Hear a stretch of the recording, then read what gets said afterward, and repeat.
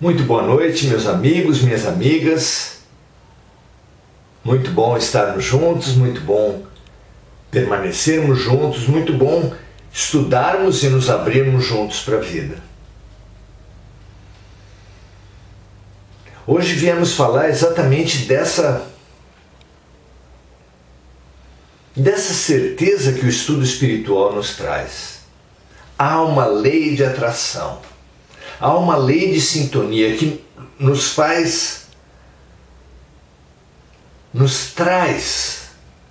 para as nossas relações, para o nosso corpo, para os fatos que envolvem a nossa vida, os remédios exatos, as lições perfeitas para o momento de cada um. Essa constatação é muito concreta, é muito libertadora e muito desafiadora. Ora, se somos alunos que atraímos para nós as lições perfeitas, se somos doentes que trazemos para nós os remédios exatos, por que não aprendemos? Por que não nos curamos?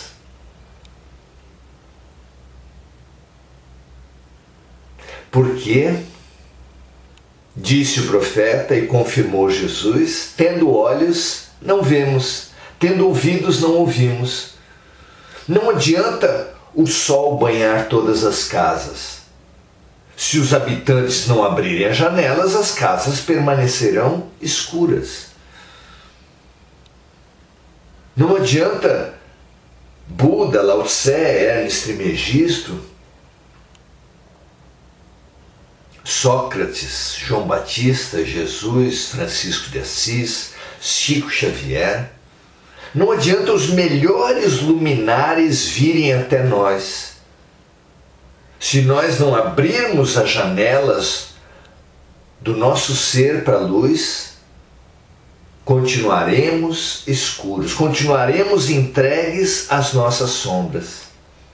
E claro, numa casa escura as plantas morrem, nada tem cor.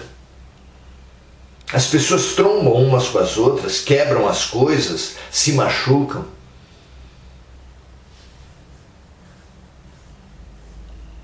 Precisamos nos abrir para a vida. No nosso comodismo, na nossa ignorância, ficamos recomendando uns para os outros que Deus te abençoe, que Deus te abençoe. Que a vida te traga o melhor. Como assim? Deus abençoa sempre, a vida sempre nos traz o melhor. Essa crença de que precisamos que o mundo nos atenda, nos deixa numa posição de imobilismo, de passividade, até de blasfêmia com Deus e com a vida. Porque a vida nos dá sempre, irremediavelmente, tudo o que nós precisamos. Absolutamente tudo o que nós precisamos vem até nós a cada instante.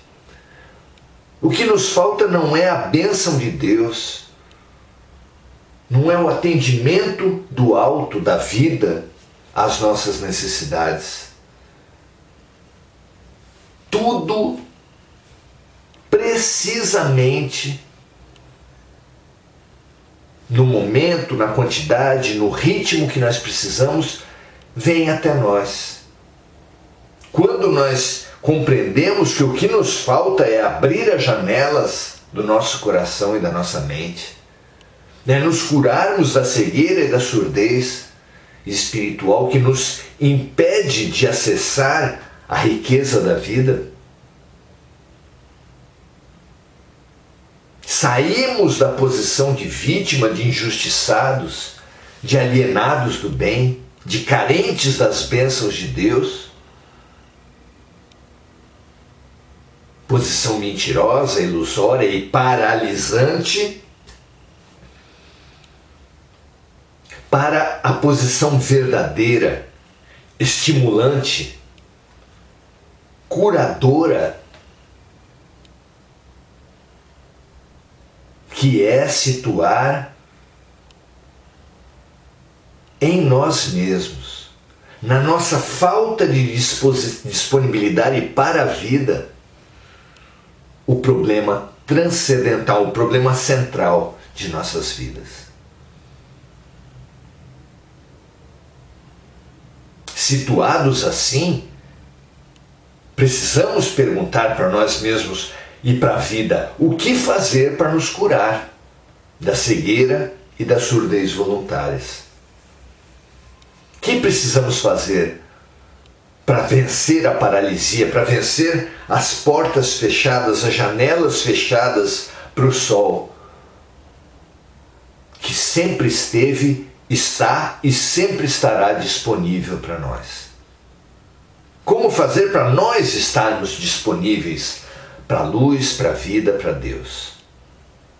Essa é a verdadeira questão. E o diagnóstico é fundamental para a cura. Estabeleçamos esse diagnóstico preciso e estudemos como a vida ensina, para nos habilitarmos a essa cura, a essa sensibilização, a essa disponibilidade para as lições e os remédios da vida.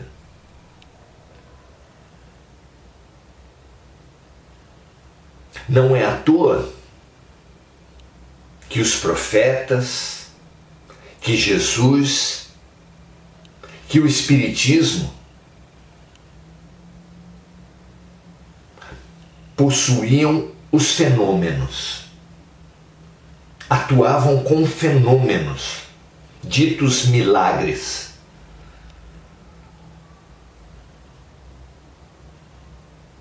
Como uma parte importante da sua revelação, do seu aprendizado.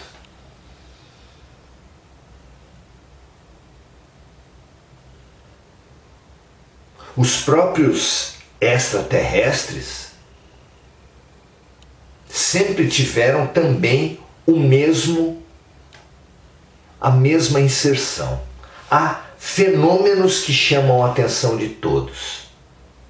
Os profetas tinham visões.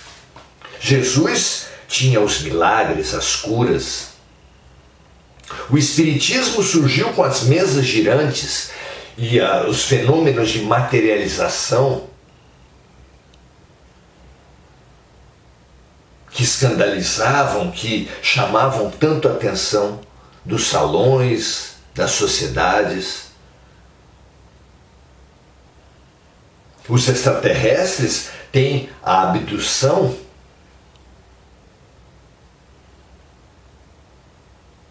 os acidentes, as aparições.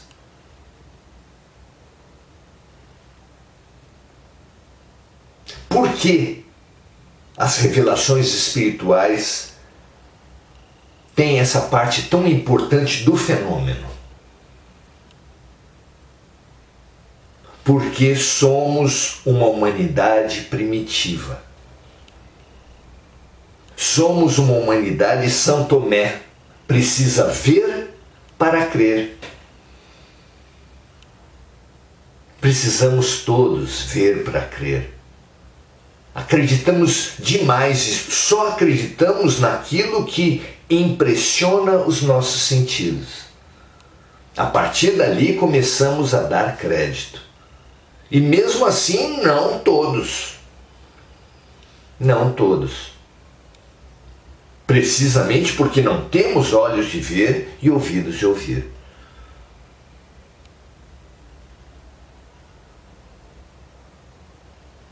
Precisamos entender que alguma disponibilidade, alguma sensibilidade, alguma abertura para os fatos, para as revelações, alguma humildade precisamos ter. Aquele que estiver absolutamente fechado no seja feita a minha vontade, assim na terra como no céu. Aquele que estiver imbuído de um projeto, de uma posição de vida, segundo o qual projeto de vida, o mundo precisa provar tudo para si mesmo. Alguém precisa mostrar de forma inequívoca a existência dos extraterrestres, a existência do fenômeno espiritual da sobrevivência após a vida, da comunicação dos espíritos, a existência de Jesus real e não um mito criado pela mente humana. A real ocorrência dos milagres, das visões, das predições dos profetas. Há pessoas que se acham o centro do universo e que exigem dos outros, da vida, de Deus, que se mostre de uma forma inequívoca, porque todos os fenômenos, essas pessoas egocêntricas que se acham o centro do universo,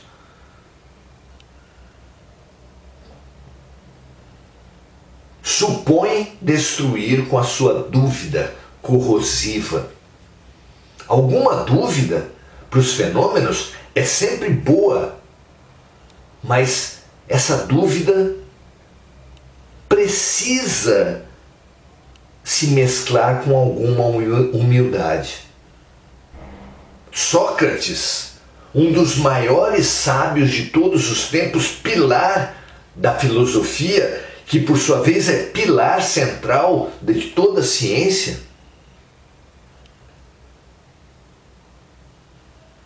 assumiu como princípio lapidar da sua filosofia: só sei que nada sei. Uma clara expressão de humildade intelectual. Jesus, ao propor para a humanidade nas bem-aventuranças um roteiro de evolução espiritual, lá em Mateus capítulo 5, vale a leitura, vale o estudo demais.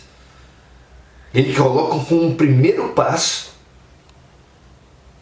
a primeira bem-aventurança é: bem-aventurados os humildes, porque deles será o reino dos céus. Então sim, duvidemos, investiguemos, mas com humildade, com arrogância, com prepotência, supondo-se o centro do universo, nada ocorrerá. Então sim, não há problema em utilizarmos os sentidos, a percepção dos sentidos, a percepção da sensibilidade mais primária do corpo. Visão, tato, paladar, audição.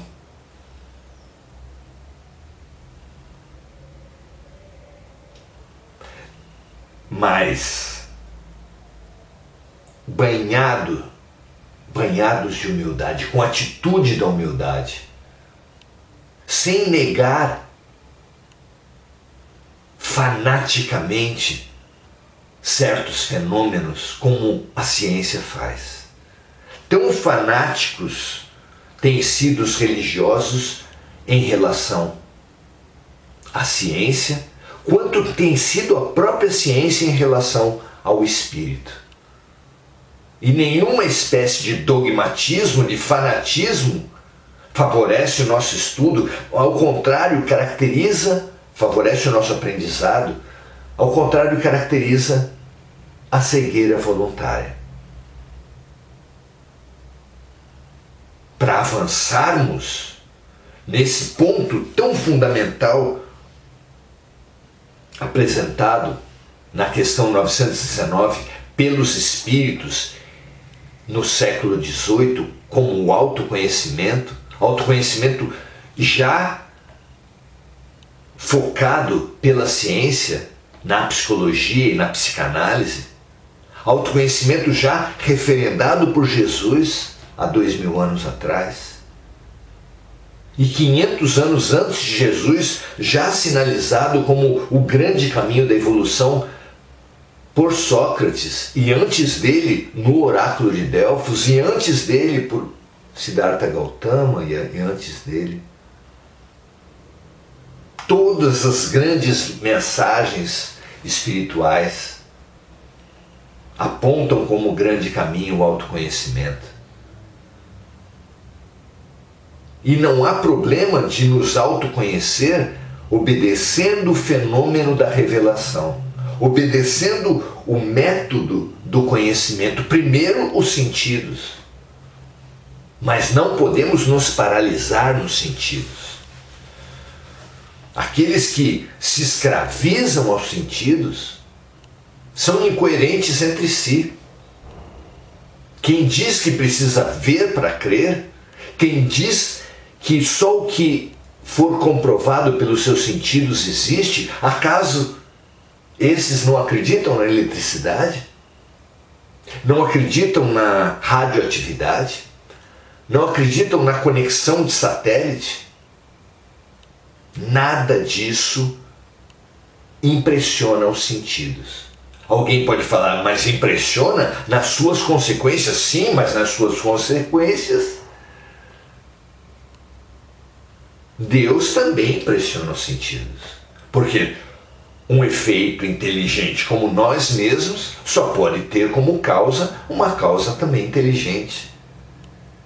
E aí se situa o Criador de todas as coisas. E aí se situa o Espírito, que para muito além do cérebro é a origem da nossa inteligência, que para muito além do coração é a origem dos nossos sentimentos. Uma pessoa com problemas cardíacos não terá problemas necessariamente emocionais. Uma pessoa com problemas cerebrais, uma pessoa com paralisia cerebral, com danos cerebrais importantes provenientes de acidentes ou de doenças congênitas, quando for hipnotizada, quando se manifestar através de um médium, mostrará que há um espírito inteligente por trás de pessoas que supunhamos embotadas, supunhamos idiotas, supunhamos com rebaixamento. O rebaixamento ele é do cérebro, a doença congênita ela é do cérebro, o acidentado é do cérebro, mas por trás dele é um espírito inteligente, claro. Então, quem somos nós? Acaso nós somos o corpo? Claro que não. Tudo mostra isso. Investiguemos se o cérebro é a origem da razão, se o coração é a origem dos sentimentos. Claro que não. Mas investiguemos de alma aberta. A ciência não pode se negar a esse aprendizado. O fenômeno da mediunidade, por exemplo, ele é tão antigo quanto o próprio ser humano. A arqueologia atesta isso. Os afrescos egípcios, 5.000 anos antes de Cristo, atestam isso. A extensa fenomenologia dos santos e dos profetas, as visões, as clareaudiências, as clarividências, as previsões, os inúmeros dons espirituais estão aí abundantes, independente de países e de religiões, atestados no Oriente, no Ocidente, na África, na latinidade, entre os saxões, por toda parte. Por que se negar fanaticamente a estudar isso? Porque nós nos fecharmos à dimensão espiritual? Por que nos fecharmos ao significado simbólico de todos os fatos? Então, para nos conhecermos, para adquirirmos consciência espiritual, para nos expandirmos como nosso ser, precisamos sim dos sentidos para ter contato com a vida. Mas precisamos nos abrir à subjetividade que está por trás da objetividade. Os fatos que acontecem à nossa volta precisam ser decodificados, precisam ser interpretados. Jesus nos ensinou por parábolas, assim como os sábios do Oriente, para que, exercitando-nos para as histórias de Jesus, para as parábolas de Jesus, nos abríssemos à interpretação das parábolas de Deus. A vida é uma parábola que nos desafia a interpretarmos-la. Precisamos aprender a interpretar a vida, a perceber a vida pelos sentidos, mas depois a interpretar o significado do que a vida está nos dizendo através das situações, das ocorrências, dos acidentes, das doenças, das relações humanas. Tudo é a vida ensinando, tudo é didático e tudo é terapêutico na escola perfeita, no hospital perfeito de Deus. Mas para aprendermos, para aproveitarmos essas lições maravilhosas, para nos curarmos, aproveitarmos esses remédios perfeitos, precisamos demais de estarmos abertos para os fenômenos, recebermos os fenômenos através dos sentidos e abertos à interpretação desses fenômenos. Mas não para por aí. Abertos aos sentidos, recebendo os fatos da vida pelos sentidos. Abertos intelectual e afetivamente para as lições que estão atrás desses sentidos, obviamente. Precisamos estar abertos à mudança e à cura e ao aprendizado profundos que tais fatos nos estimulam. Então seremos cristãos se os nossos sentidos perceberem e captarem seus milagres, suas curas. Mas avançaremos no nosso cristianismo, seremos abertos aos fatos da vida, se para além dos sentidos conseguimos entender as leis que estão por trás dos fenômenos. E abertos para essas leis, abertos para a principal dessas leis, que é: não cai uma folha de uma árvore que não seja pela vontade de Deus. Ou seja, tudo o que acontece tem uma lição e tem uma cura embutida. Claro que a partir disso, compreendendo o que a vida está querendo nos dizer com cada fato, nos abrimos finalmente para o aprendizado e para a cura, que há tanto tempo nos tem sido proposto e voltado e transformado e decodificado para nós, mas que nós não temos conseguido enxergar. É chegado o tempo. E o tempo é agora, de finalmente aprendermos e nos curarmos com a vida.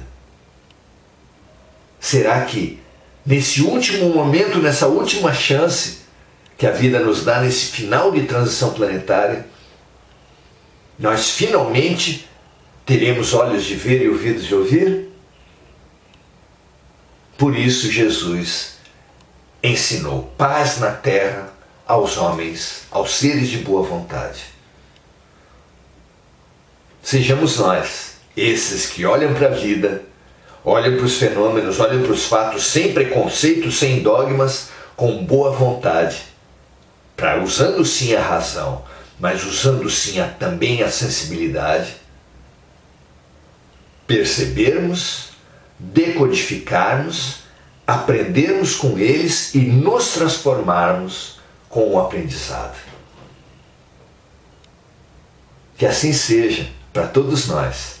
Precisamos demais dessa boa vontade. E aí, com vocês, há boa vontade também para a vida, para os fatos, para os aprendizados e para as curas? Que assim seja. Muito boa noite, André Salvatore, Regina Frutuoso, Eliana Lauri, Helena Romã, Maria José Sobral. Fabuloso que estejamos juntos e que nos mantenhamos juntos. Paula Homsky, Sayonara Angélica, André Salvatore, já falei, Ju Passos. Que todos nós nos desafiemos sempre. Não é o caso de mantermos e teimarmos no Deus te abençoe como se nos faltasse Deus. Deus não falta nunca. As bênçãos de Deus nos banham sempre. Resta a nós sairmos da cegueira voluntária e da surdez voluntária para finalmente abrirmos nossas janelas para o sol, abrirmos nosso ser para Deus.